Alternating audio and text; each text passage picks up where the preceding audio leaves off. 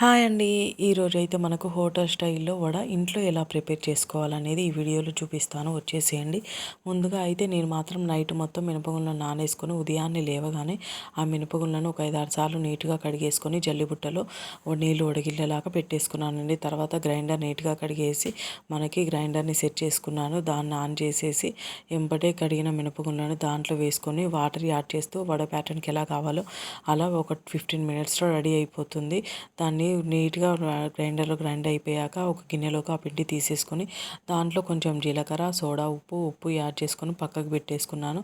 ఈలోపు పొయ్యి మీద బాండీ పెట్టేసి ఆయిల్ పోసేసుకున్నాను. ఆయిల్ హీట్ అవ్వగానే నేను క్లాత్ మీద వడల్ని ఎలా చేసుకోవాలో చూపిస్తున్నాను చూసేయండి. కొంచెంమంది చేతులతో వేస్తారు. నా క్లాత్ మీద అయితే పర్ఫెక్ట్గా వస్తుందని క్లాత్ మీద ట్రై చేశాను. పర్ఫెక్ట్గా వచ్చింది. నీట్‌గా మనకు నేను వీడియోలో చూపిస్తున్నట్టు వడల్ని క్లాత్ మీద ఒత్తేసుకొని ఆయిల్లో వేసుకోవాలి. అలాగే నీట్‌గా గోల్డెన్ కలర్ వచ్చేదాకా ఆయిల్లో ఫ్రై చేసుకొని ఆ వడల్ని టిష్యూ పేపర్ మీద కానీ పేపర్ మీద కానీ వేసుకుంటే ఆయిల్ అంతా పీల్చుకుంటుంది. అప్పుడు వడకి గిత్త ఆయిల్ కూడా ఉండదు. ఈ గోల్డెన్ కలర్ వచ్చిన వడలన్నిటిని నీట్‌గా చేసుకొని పక్కకు పెట్టేసుకోవాలి.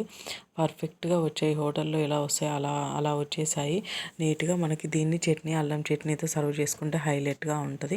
నెక్స్ట్ ఇదే వడతో నేను దహి వడ ప్రిపేర్ చేసుకున్నాను. అది ఎలాగో చూసేయండి. మనకి మిగిలిన పెరుగు తీసుకొని నీట్‌గా మెల్ట్ చేసుకొని ఒక బాక్స్‌లోకి పోసుకొని ఒక 5, 6 వడల్ని దాంట్లో నీట్‌గా ఒక గంట నానబెట్టేసుకొని దాంట్లో క్యారెట్ తురుము, పచ్చిమిర్చి, కొత్తిమీర నీట్‌గా వేసుకొని తాలింపు వేసుకొని అదే తాలింపుని దాంట్లో వేసుకొని సాల్ట్ వేసుకొని ఒక హాఫ్ అన్ అవర్ నానబెడితే పర్ఫెక్ట్ అయిన దహి వడ ప్రిపరేషన్ అయిపోతుందండి. ఈ వీడియో లైక్ చేయండి ప్లీజ్.